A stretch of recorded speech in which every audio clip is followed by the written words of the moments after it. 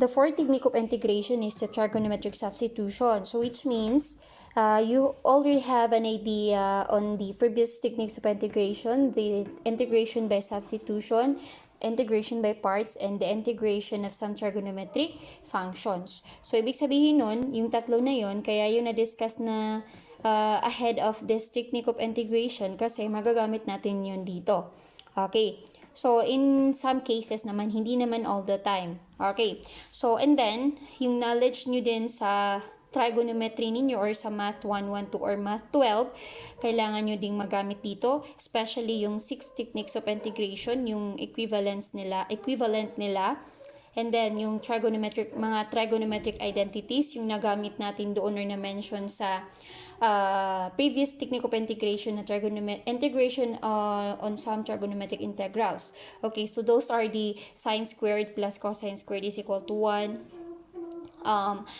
Tangent squared is equal to secant squared minus secant squared minus 1, so on and so forth. So, yung iba pa na usual lang nagagamit ng mga trigonometric identities. And then, yung mga equivalents naman ng trigonometric functions are the sine.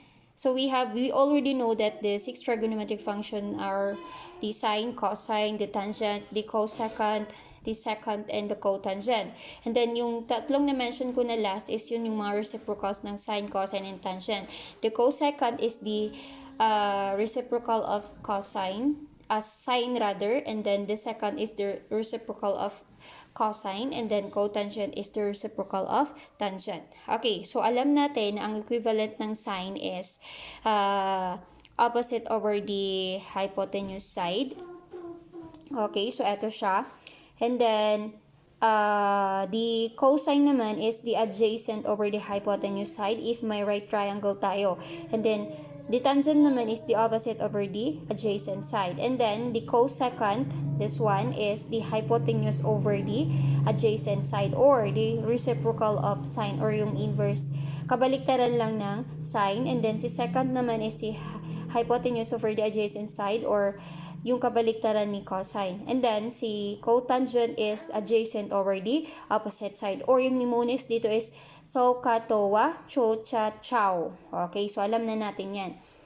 Okay, so dito sa trigonometric substitution, may tatlong integrants or variables na i-consider dito. So, those are the square root of a squared minus u squared. The second one is the square root of a squared plus u squared. And then the last one is the square root of u squared minus 1. Okay, so yung tatlo na yan yung makikita natin or mai-encounter natin dito sa trigonometric substitution. And then, di ba yung step 1 doon na nilagay sa trigonometric substitution sa handouts ninyo, may first step, may second step, and then the last step. Yung first step doon is mag-sketch tayo ng right triangle. So, yun yung pinaka main point dito, yung right triangle. And then, after that, i-label natin kung ano yung value ano yung ilalagay natin kay hypotenuse side, the opposite side, and then the adjacent side. Okay, so, take note class, sa opposite side, doon natin always nilalagay yung angle theta natin. So, sketch first the right triangle. Ganito dapat yung right triangle, ha?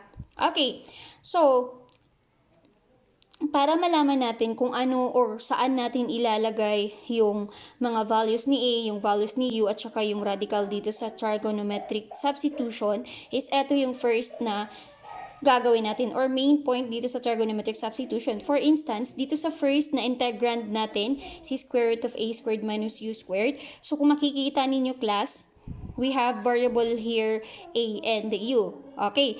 So, ibig sabihin nun, ang kailangan natin na ang first na i-identify natin rather is kung ano yung a, ano yung u, at saka given na yung radical of course. Kasi yan yung integrand natin. Okay. Si a class is yan yung constant. Constant yan. Ibig sabihin, number lang yan. Doon sa given, makikita ninyo na constant siya. Ibig sabihin, yun yung value ng A ninyo. Okay, so si A is always yan ilalagay kay adjacent side or sa base. Always yan ilalagay dito. So, merong exception to the rule. Depende. Okay, and then, yung U naman is always natin yang ilalagay or ipi-place doon sa opposite side. Pero, may exception to the rule pa rin. And then, the square root naman or the radical is ilalagay natin siya kung saan may available na or kung sino yung hindi pa nalalagyan na side. Okay, so take note class, si A sa base or sa adjacent side, si U, yan yung sa opposite side natin. And then, take note din na ang ilalagay natin sa hypotenuse side here is yung largest of the three, largest value of the three. Ibig sabihin nun, sa pag-sketch, after ninyong ma-sketch yung triangle, ang first na lalagyan ninyo ng value is yung hypotenuse side. So, ibig sabihin nun, i-determine natin yung value ng hypotenuse side dito lang sa radicand na yan. Okay, so kung mapapansin niyo sa number 1, square root of a squared minus u squared. So, kailangan, etong radical na to is always yan positive. So, it implies that kung ano yung nauna dito na variable is siya yung pinakamalaki sa tatlo. Kasi minus man ito. Hindi natin pwedeng sabihin na mas malaki si variable u kasi magiging negative yung value ni radical expression natin. Okay, ibig sabihin nun, pag minus yan, ibig sabihin nun, mas malaki yung term na nauna dito. Okay, so which means si A is siya yung pinakamalaki sa tatlo. Ang ibig kong sabihin, si A yung largest value kaysa kay U at saka kaysa kay radical. Silang tatlo yung i-compare ninyo. And then, pag na-determine natin na siya yung pinakamalaki, largest value, yun yung ilalagay natin dito sa hypotenuse side. And then next, since nasabi ko na kanina na si U is always nasa opposite, so ilalagay natin si U dito sa opposite side. So, ang remaining na lang na walang laman is yung adjacent side. Ibig sabihin nun, dito natin ilalagay yung radical. Okay, so that is for the first integrand sa trigonometric substitution. And then, may mga values din tayo na makukuha dyan. So, eto sila. Okay, so dito sa first integrand na square root of a squared minus u squared, may mga values tayo na kakailanganin. Okay, so eto.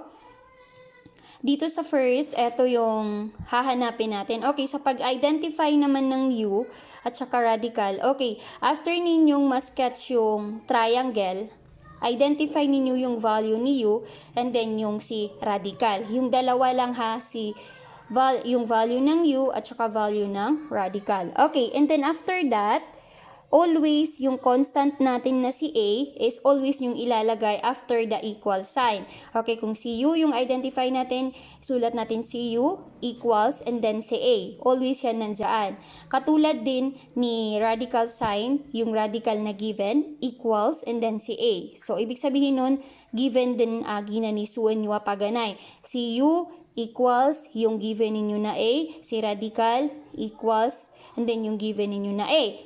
Paano natin malalaman na sine or cosine yung ilalagay? Okay, so ganito yan. So, di ba si U at saka si A yung given natin dito. So, titingnan natin sa triangle natin class kung saan naka-place si variable U and then saan din naka-place si variable A. So, since si U is nasa opposite side and then si A is nasa hypotenuse side, ibig sabihin nun opposite over the hypotenuse side, that is the sine theta. Okay? Sa radical naman, di ba si radical naman, always yan may A dito ha. Titingnan din natin kung saan naka-place si radical and then saan din naka-place si A. Okay, si radical class, nandito siya sa adjacent side natin. So, ibig sabihin nun, adjacent side over the hypotenuse side, that is the cosine. Okay, and then, dito sa nakuha natin na equation, u is equal to a sine theta. Okay. So, dito sa first na equation na nabuo natin, u is equal to a sine theta. Sa pag nagbigay na tayo ng example, si u, mapapalitan na yan. And then, si a naman is mapapalitan na din yan ng constant or number. So, we can solve the sine theta here. So, just divide both sides by a. So, we have sine theta is equal to u over a. And the same also in this given expression. We have cosine theta. Kung kailangan ninyo si cosine theta sa substitution is just divide by a both sides. So, we have cosine theta is equal to the square root of a squared minus u squared over a. Kung theta naman yung hahanapin natin, let's say doon sa substitution, doon sa given natin, after nating mag-integrate, and then sa Pag integrate natin, may mga theta na lumabas doon. So, ibig sabihin niyang isa-substitute nyo doon si arc secant u over a. So, yun yung sa first na integral ng trigonometric substitution.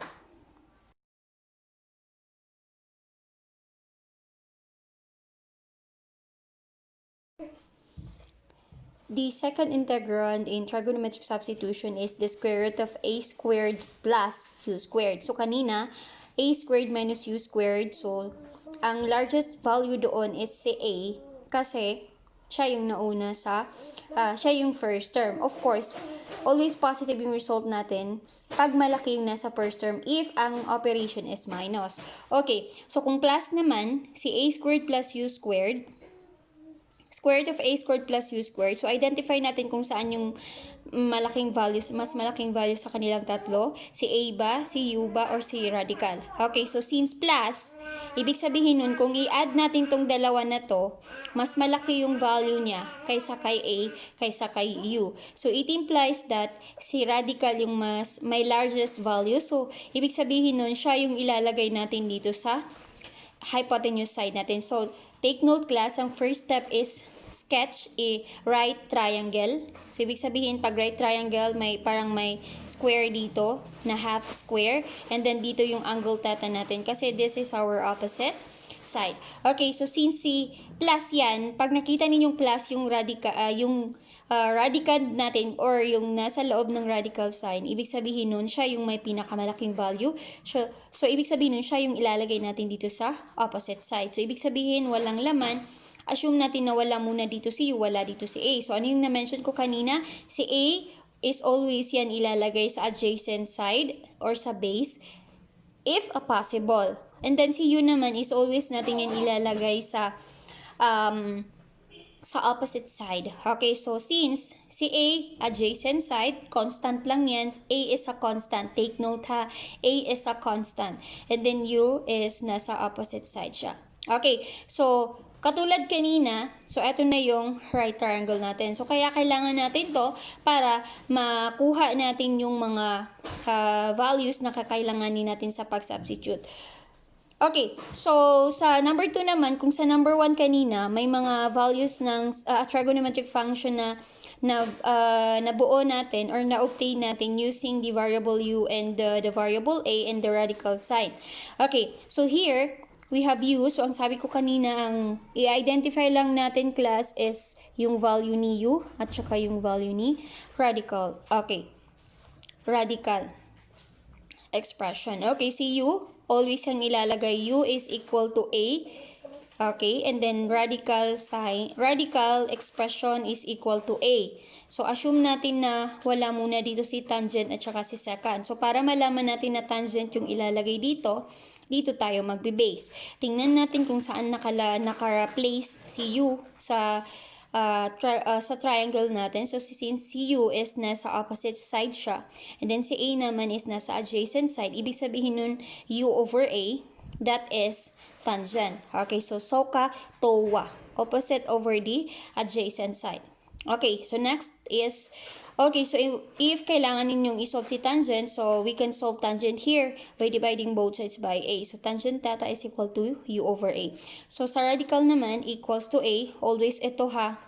Okay, so si secant, nakuha yan through dito sa dalawa na to. So, titingnan natin kung saan naka-place si radical. So, si radical is nasa hypotenuse side. And then, si A naman is nasa adjacent side. So, hypotenuse over hypotenuse side over the adjacent side that is the secant theta. So, that's why naging secant theta ito.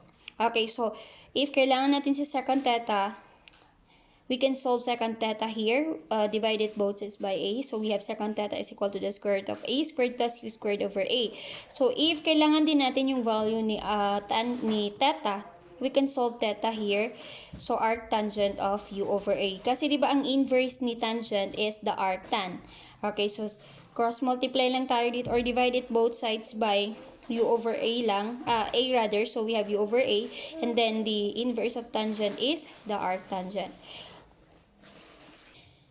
For the last radical expression, integrand doon sa trigonometric sub is the square root of u squared minus a squared. Okay, so ito yung kabaligtaran ng sa number 1. Kasi di ba sa number 1 kanina or yung first na integrand natin is nauna dito yung a and then nasa pangalawang term si u. So dito baliktad, ang nauna dito is si a and then si u yung nauna dito rather, sorry.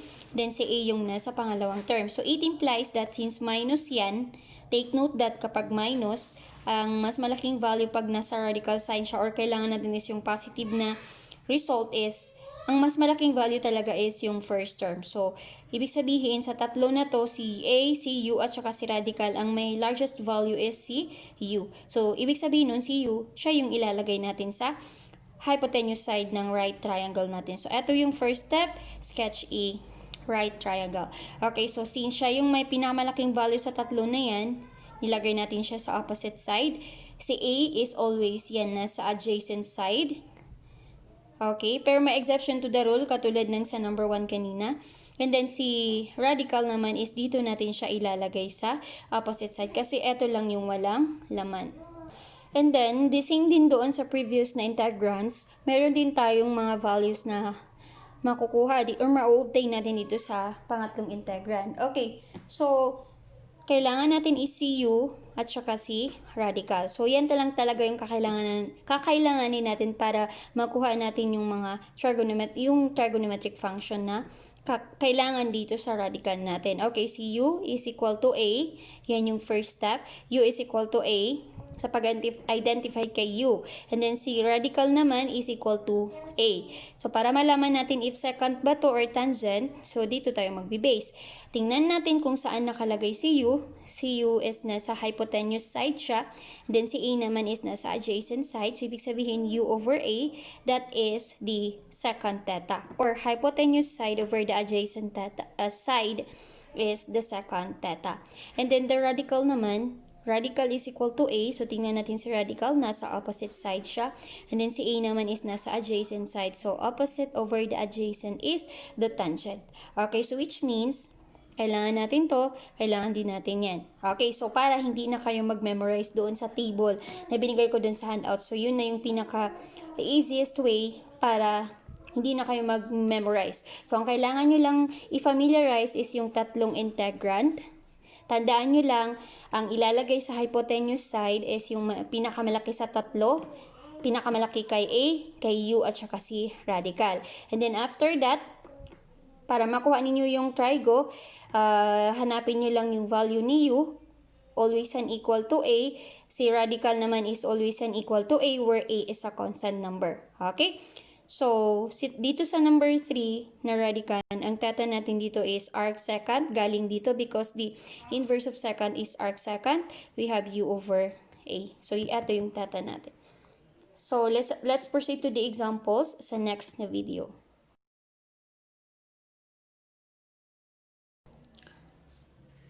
For example, nasa handouts nyo na to ha, pero i-discuss ko pa rin siya. Okay, so first example is the square root of, the integral of the square root of 2x squared minus 9 over x dx. I forgot to mention pala na yung value ni u is x. Okay, so kasi ang ginagamit kasi natin ng mga examples is variable x, right? So, ibig sabihin kung ano yung equivalent ni u doon sa mga radicand ng trigonometric substitution, yun yung x natin or the variable x. Okay, so titingnan natin class kung doon sa given natin na integrand kung saan yung may radical sign. Okay, so since nasa numerator yung may radical sign, ito yung gagamitin natin para ma-construct natin yung, ma-sketch natin yung right triangle and then ma-label natin yung mga dapat i-label. Okay, so we have the square root of 2x squared minus 9. So, diba doon sa trigonometric substitution, mapapansin nyo doon sa tatlong integrand na yun, ang exponent nila is 2. So, ibig sabihin nun, every time na every time na identify natin yung A, yung U is, kailangan muna, yung given natin na, eto ba?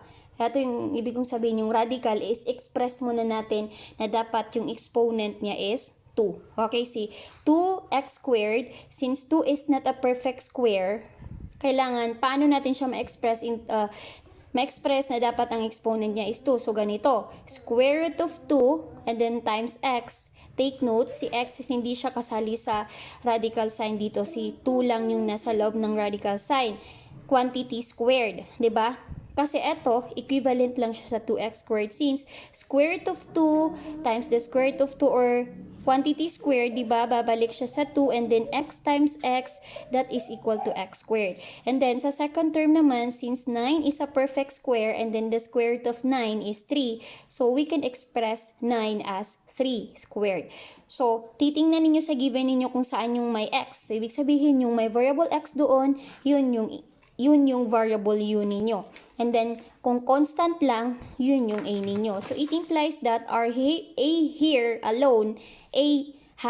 Hindi, ang a natin is 9. Kasi si 9, squared yan. A squared. So, ang a natin dito is equal to 3. And then, yung u natin is the square root of 2 times x. Okay. So, after that, mag-sketch tayo ng triangle. Right triangle. So, ito yung right triangle natin. So, ano yung next na gagawin natin?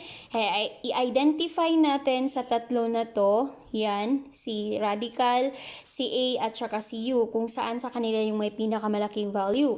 So, I've mentioned earlier na pag minus yung nandito sa operation ng nasa loob ng radical sign natin is ang always na largest value is yung first term. So, ibig sabihin nun, si u yung may pinakamalaking value. So, siya yung ilalagay natin dito sa hypotenuse side natin. So, ang u natin is equal to the square root of 2x.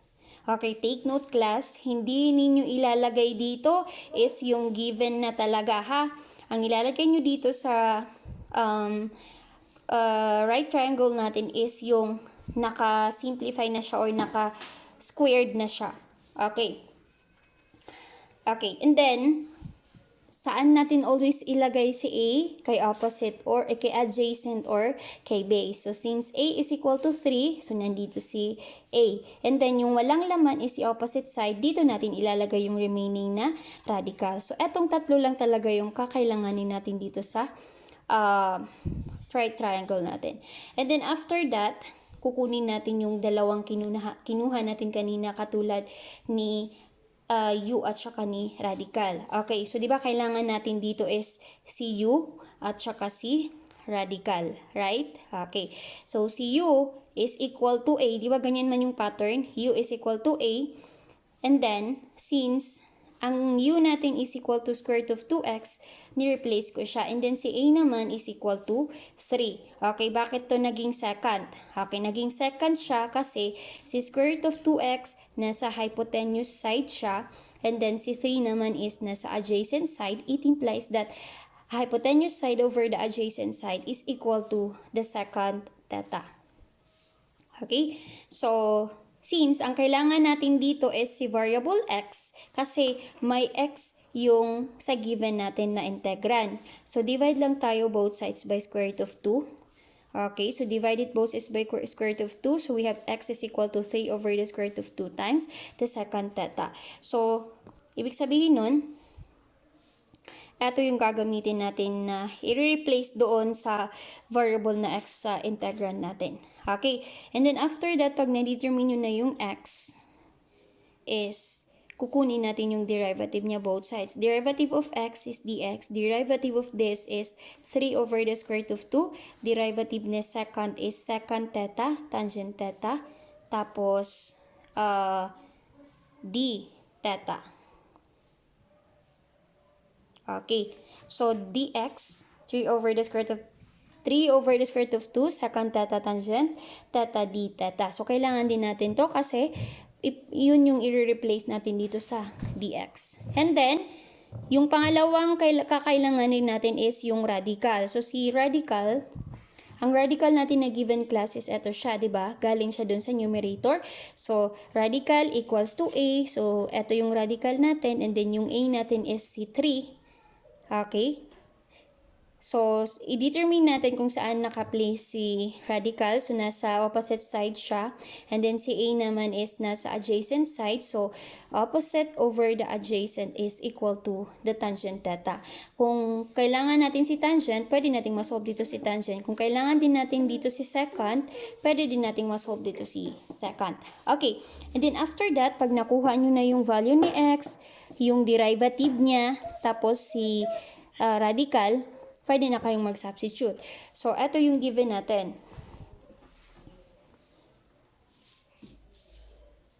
Okay, so di ba ang given natin is si square root of, the integral of square root of 2x squared minus 9 over x dx. So, kailangan class, yung sa trigonometric sub, lahat ng variable x dyan, or lahat ng integrand natin na in terms of variable x, kailangan mapalitan yan in terms of theta. Okay, so ito siya. Si square root of 2x squared minus 9, ang equivalent niyan class is si 3 tangent theta. Galing siya dito. So, ibig sabihin, etong numerator natin, yan yung original yan na 2 square root of 2x squared minus 9. Yung denominator naman natin na x, ang pinalit natin dyan is galing siya dito. X is equal to 3 square root of 2 secant theta. And then times, yung dx natin, dito natin siya kinuha. So, ang dx natin is 3 square root of 2 secant theta d theta. So, di ba?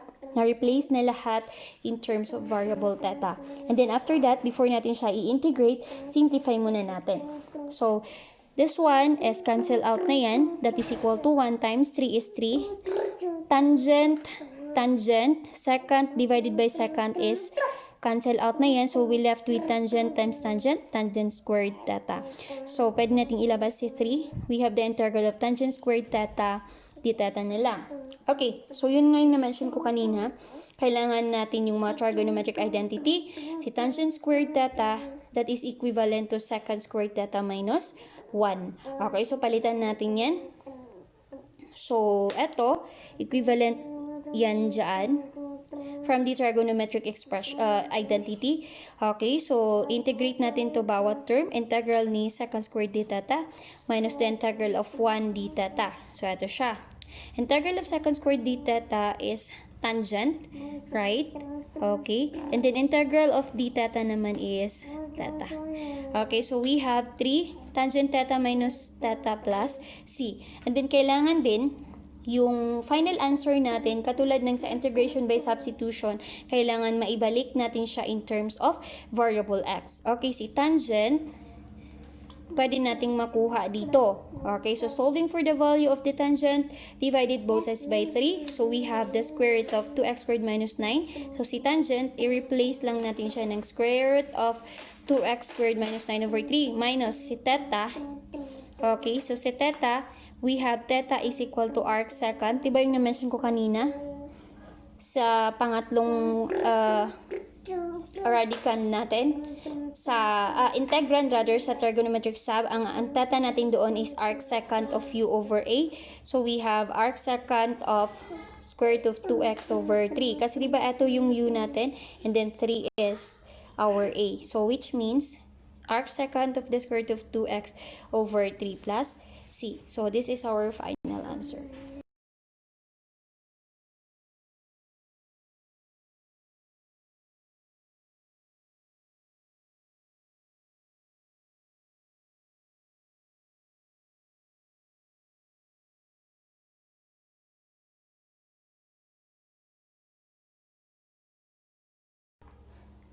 Another example is the integral of x cubed times the square root of x squared plus 4 dx. Okay. Integral of x cubed times the square root of x squared plus 4 dx. Okay. So, ang first na gagawin natin is titingnan natin kung saan yung may radical doon sa given natin na integrand.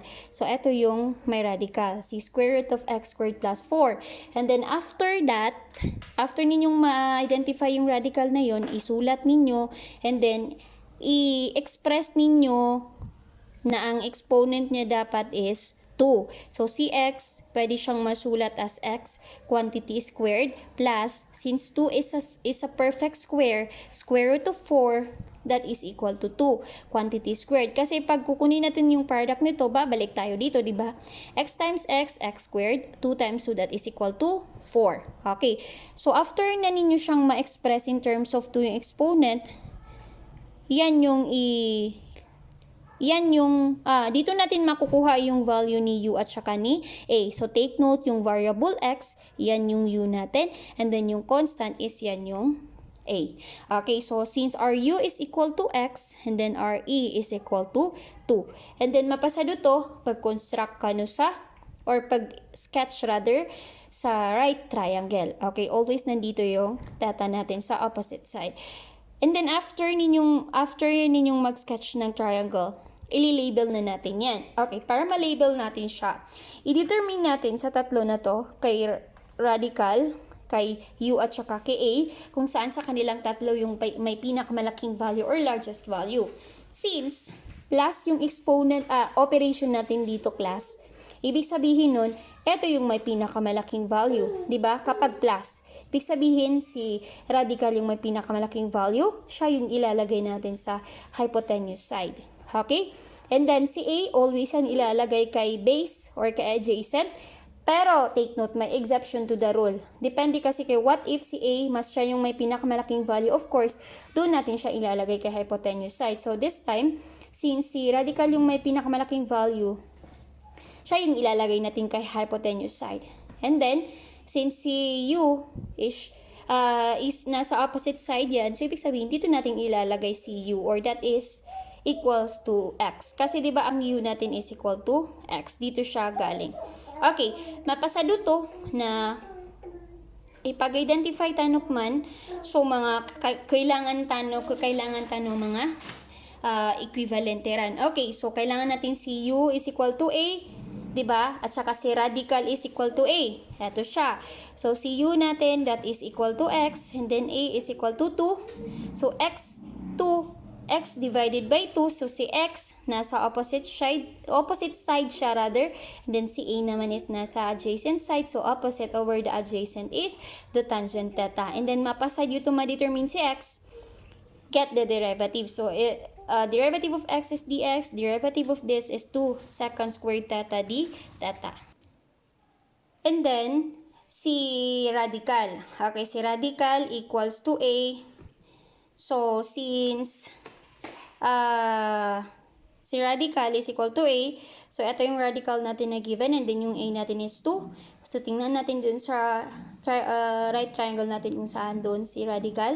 So si radical is nasa hypotenuse side, and then si a is nasa adjacent side. So hypotenuse divided by the adjacent is the second theta. Okay, so pwede natin ma-solve dito si second theta. Just simply divide both sides by 2. Then here also, we can solve tangent theta, divide it both sides by 2. Okay, so let's proceed. After ninyong makuha yung x, yung dx, yung radical, pwede na tayong mag-substitute or mag-replace. Okay, so ito yung given natin. Si x cube, ito, si x cube. Diba ang nakuha natin na x dito, class, is 2 tangent theta. Ibig sabihin, i-cube lang natin yan. So, ibig sabihin, si 2 tangent theta, quantity cube, yan yung x cube natin. And then, si square root of x squared plus 4 naman, ang value niya is si 2 second theta. So, that's why we have 2 second theta here. Ang original niya is si square root of x squared plus 4. Si dx naman, class, ang i-replace natin dyan is si 2 second squared theta d theta. So, eto siya. Eto yung dx natin. Okay. And then, simplify natin siya before we integrate. Okay. So, 2 cubes is 8 times 2, 16. And then, times 2 na naman, that is 32. So, since 32 is a constant, pwede natin siyang ilabas. Okay, so we left with tangent quantity cube is tangent cube theta, parehas lang. Second theta times second cube theta is second cube theta d theta. Okay, so kung mapapansin ninyo, ito yung naging integral natin. So para ma-integrate natin to siya, class, hindi to basta-basta magagamitan lang ng formula. So, eto, ma-integrate natin siya using the previous technique of integration of some trigonometric function, form 2. Okay, so this is case 2, form 2 sa 3.4.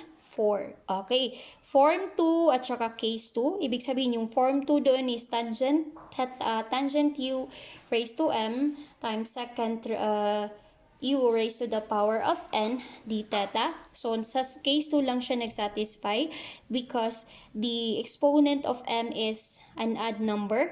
And then, pag odd number daw yung exponent ni tangent, if a factor out natin is si tangent at saka si secant. Ibig sabihin nun, babawasan natin to ng isang tangent, babawasan din natin yan ng isang secant. So, here we have so integral of tangent cube theta secant theta cube d theta is equal to, okay, etong tangent na isa, secant na isa, yan yung binawas ko dito. And then yung remaining na after kong mag-factor out is eto.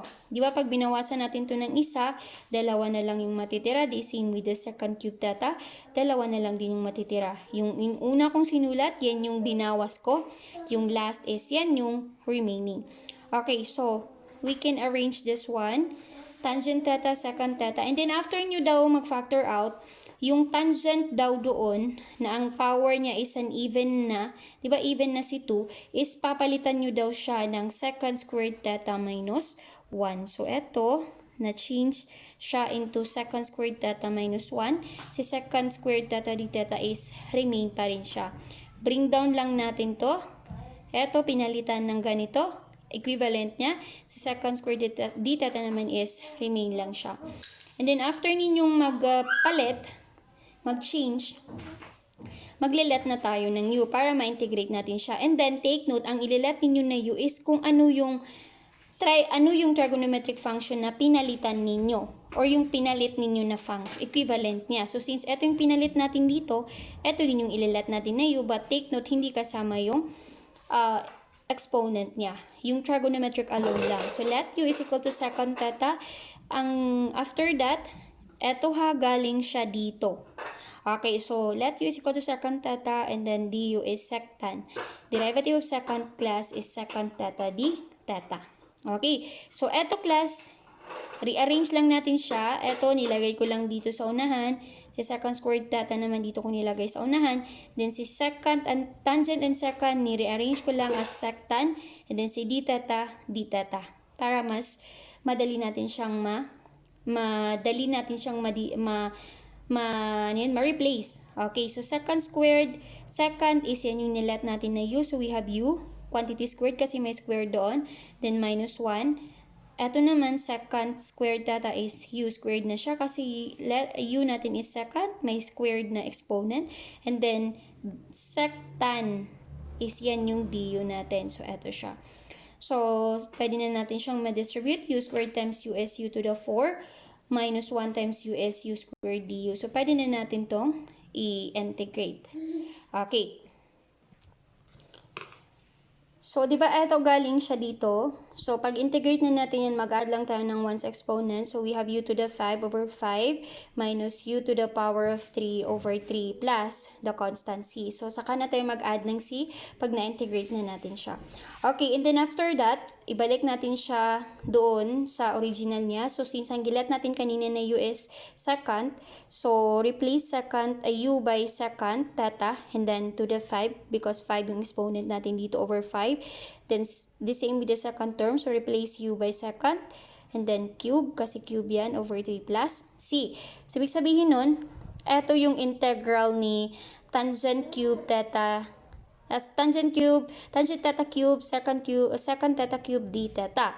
So, ibig sabihin, eto yung ipapalit natin doon. So, eto yun na yung original function natin.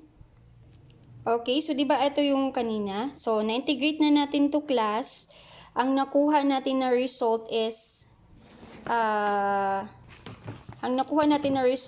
eto. So, ibig sabihin nun, di ba may 32 pa man doon? So, we have 32 times this. We have 32 times the secant. Eto, galing to kanina doon sa nakuha na, sa pag-substitute natin. And then, Bring down natin yan dito. So, we have second theta to the 5 over 5 minus second cube theta cube over 3 plus c. Okay, so 32 times 1 over 5 is 32 over 5. So, we have here, so distribute 32 here. And then, okay, so eto, sinulat ko lang as ganito, parehas lang sila. Pwedeng si 5 ilagay sa labas, pwedeng si 5 is nasa gitna nila. Okay, parehas din kay second term. And then after that, ang sabi ko kanina sa previous example, kailangan yung final answer natin, ibalik natin siya in terms of variable x. Okay, so since si second theta, pwede natin yung ma-solve, okay, si second theta is pwede natin siyang masolve dito sa radical na na-obtain natin. So, second theta is equal to the square root of x squared plus 4 over 2. So, eto yung ipapalit natin doon sa second theta sa final answer natin. So, eto siya. So, sa second theta, we have square root of x squared plus 4 over 2, quantity 5, galing doon, minus 32 over 3. Sa second theta, palitan natin ng square root of x squared plus 4 over 3, then quantity cube. Then, simplify lang natin siya. So, the final answer will be 1 over 5. This is 1 over 5 because 1 over 2 to the 5 quantity raised to 5 is 1 over 32, right? Okay. So, magiging 32 na ito. Cancel out na si 32 dito. So, we left with 1 over 5. And then, ito naman is magiging 3 raised to the power of 3 is 81. What I mean is 27 times 3, that is 81. So, we have 32 over 81 times the square root of x squared plus 4 quantity cube. So, this is the integral of the x cubed times square root of x squared plus 4 dx.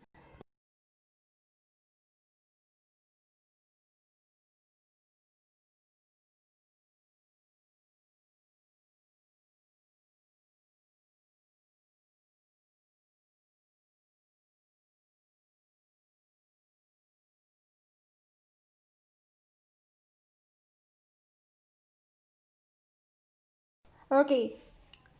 Next example, sa number 3 sa example sa handouts ninyo, ang given is integral of dx over 4 minus x squared quantity squared. Okay, so kung mapapansin ninyo class, walang radical, no? Okay, walang radical. So, ibig sabihin nun, pwede natin siyang ma-express into radical form. Okay, so, eto class is equivalent lang siya dito.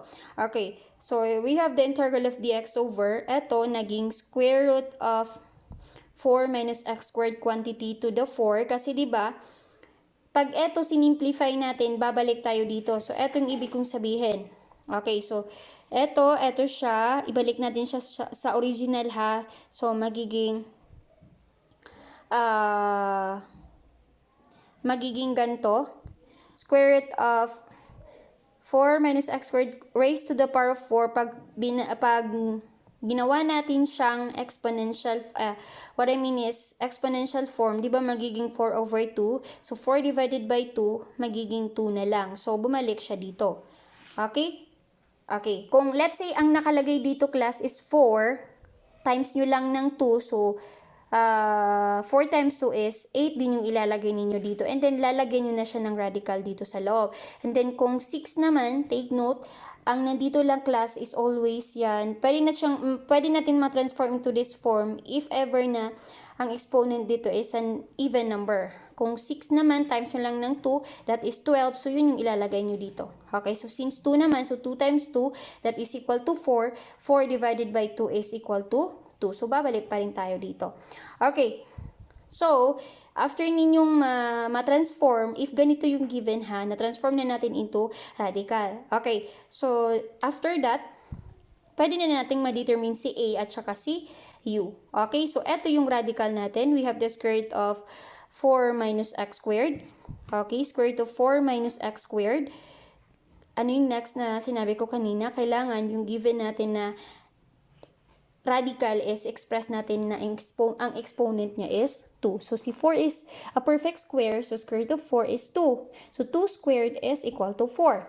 Si x squared naman is x quantity squared. Okay, so x times x, babalik pa rin tayo dito. Okay, so ibig sabihin, si constant, yan yung a natin. And then, si x naman is yan yung u. Okay, so ang a natin is 2, and u natin is x. Mabasado to, pagilenta no andi pinakamalaki ra na talo. Kay radical, kay a agus si u. Okay, Sige, since minus saya class, pag minus yan, ay mas malay value sa ginanatalo kataw, at loting man rather, na sumauna saya at term. So, since si A yung nandito, siya yung first term, ibig sabihin ng pinakamalaking value sa tatlo na to is si A. So, si A yung ilalagay natin sa hypotenuse side. So, take note ha, before nyo to, after ninyong ma-determine yung tatlo na yan, mag-sketch na agad kayo ng right triangle para ma-label nyo na siya. And then, since si X is always na sa opposite side or si U, kasi di ba parehas lang yan, they are equal, so always natin yung ilalagay sa opposite side. And then, si radical naman is ilagay natin doon sa remaining. Okay, and then after that, kunin natin yung mga value niya. Okay, si X, or yan yung U natin, di ba ito yung U is equal to A. So, ang U natin is equal to X. And then, A is equal to 2. So, X and 2. Si X, tingnan natin, nasa opposite side siya. And then, si A is nasa, or si 2 is nasa hypotenuse. So, opposite over the hypotenuse side is the sine theta.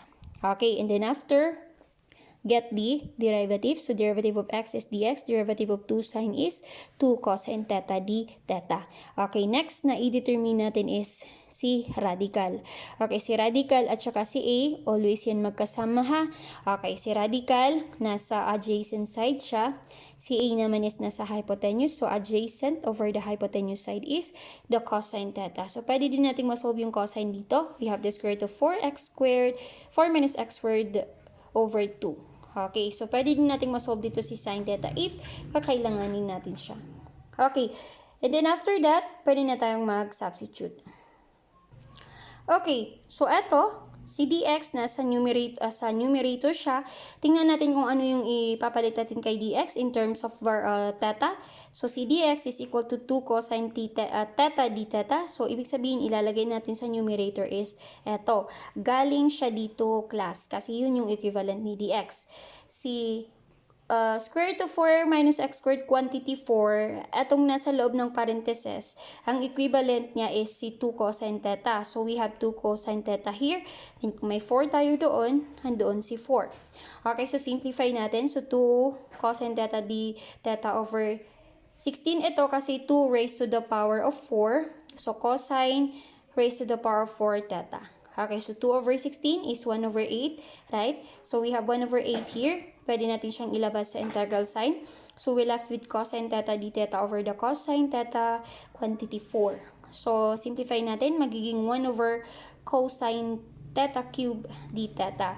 So, ang equivalent ni 1 over cosine class is the second theta. So, ang nasabi ko na kanina na ang reciprocal ni cosine is the second theta. Kung 1 over sine ito, of course, ang ilalagay nyo dito na equivalent niya is the cosecant. Okay? Okay, so we have the integral of 1 over 8, integral of secant theta cube d theta. So, eto na yung i-integrate natin. Okay, so since, kung titingnan natin class, hindi ito nag-satisfy doon sa form 2. Kasi diba yung sa form 2 sa trigonometric of integration of some trigonometric functions is hindi ito nag-satisfy doon both case 1 and case 2. So, ibig sabihin, doon tayo sa isang techniques of integration, the integration by parts. So, ibig sabihin, eto, ma-integrate natin siya using integration by parts. So, pwede natin siyang ma-factor as secant times secant theta squared d theta. Okay, so using by parts, eto lang ha, etong part na to. Okay, hindi ko muna sinali si 1 over 8, saka na sa final answer. Okay, so using integration by parts, as I've mentioned in the previous video, may pattern tayo na ipa-follow sa by parts. Integral of u dv. Ito yung kailangan nating i-determine kay by parts, si u at saka si dv, para ma-arrive natin si uv minus integral of v du. Okay, so we let this one as our u, and the secant theta squared d theta is our dv. Okay, so secant theta, derivative niya is si secant. dv natin is si secant squared theta d theta. So, ang integral ni secant theta squared is the tangent theta. So, ito yung pattern natin. Ito siya. So, ang u natin is secant. Ang v natin is tangent. Minus the integral of v is tangent. Ito siya. And then, du natin is secant theta d theta. From here. Okay. So, secant minus, eto i-rearrange natin. So, secant theta, tangent times tangent is tangent squared theta. Okay, since si tangent squared theta may equivalent siya sa trigonometric identities, ang equivalent ni tangent squared theta is secant squared theta minus 1. Eto, bring down lang si tangent squared theta, pinalitan siya ng secant squared theta minus 1. Bring down lang din to. Bring down lang yan. So, times natin to. Secant times secant squared is secant cube. Secant times negative 1 is negative secant d theta. Para ito na yung masimplify natin. So, bring down. So, we have, isahin natin to. Negative times integral of secant cube theta d theta is the negative. Negative times negative is magiging positive. So, we have integral of secant theta d theta. Okay, so let's continue. Secant, ito yung sa first term, di ba kanina? Minus, okay, integral of secant cube theta d theta. So, di ba yung nasa last part kanina is integral of secant theta d theta. So, ang integral niya from the formula 11 doon sa techniques of integration sa theorem, chapter 3, 3.1, formula 11, ang integral ni secant theta d theta is the ln of secant theta plus tangent theta. So, ibig sabihin, eto siya, galing siya dito. Siya yung integral niya.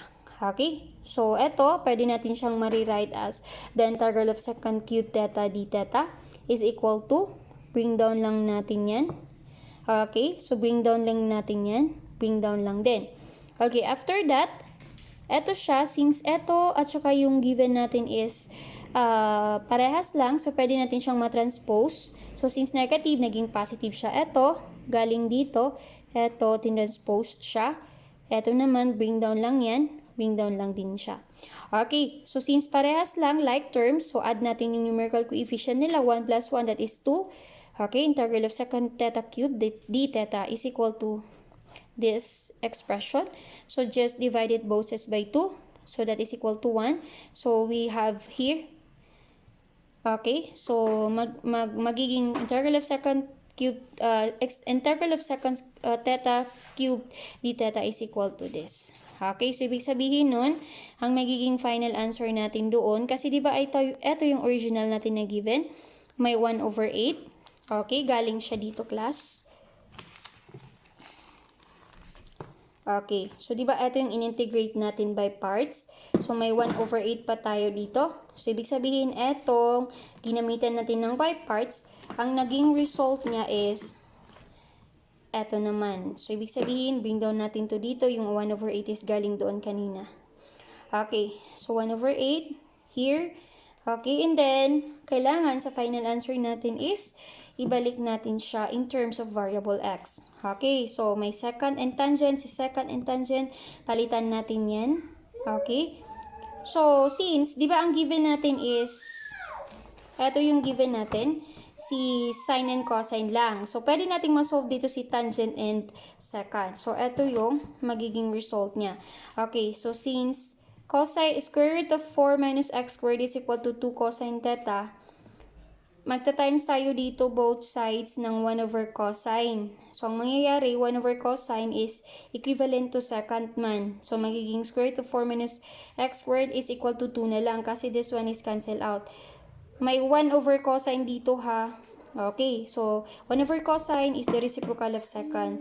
So, para makuha natin yung secant, divide it both sides by the square root of 4 minus x squared. So, ito yung na-arrive natin na result. Secant theta is equal to 2 over the square root of 4 minus x squared. Yan yung ipapalit natin dito. Then si tangent naman, di ba si tangent is sine over cosine. Yung value ni sine kanina is x over 2. And then si cosine naman yung value niya doon is square root of 4 minus x squared over 2. So cancel out na dito si 2. So we left with x over the square root of 4 minus x squared. So yun din yung ipapalit natin kay tangent. Okay, plus, di ba ln? And then, si eto, secant, si tangent yan. Okay, so i-add natin. So, 2 times x is 2x. I-times natin yan, matatanggal na yung radical sign because parehas lang sila ng index, so pwedeng makancel. Plus the ln of, since parehas sila ng numerator, denominator, pwede natin i-add yung numerator nila. So, 2 plus x, Ito siya. And then, isang beses na lang isusulat yung denominator nila. All over 2. Yung all over 2 na yan, galing siya dito. Galing doon sa result natin kanina. Sa pag-apply natin ng by parts. Okay, so pwede pa siyang masimplify. 1 over 8. 1 half times this one is magiging x over 4 minus x squared na lang. Kasi diba, magka-cancel out na dito si 2. So, we left with x sa numerator. Here also, so magiging ln of 2 plus x over the square root of 4 minus x squared over 2 is, the reciprocal of 2 is 1 half man. So, we have 1 half times the ln. So, this is the integral of dx over 4 minus x squared quantity squared.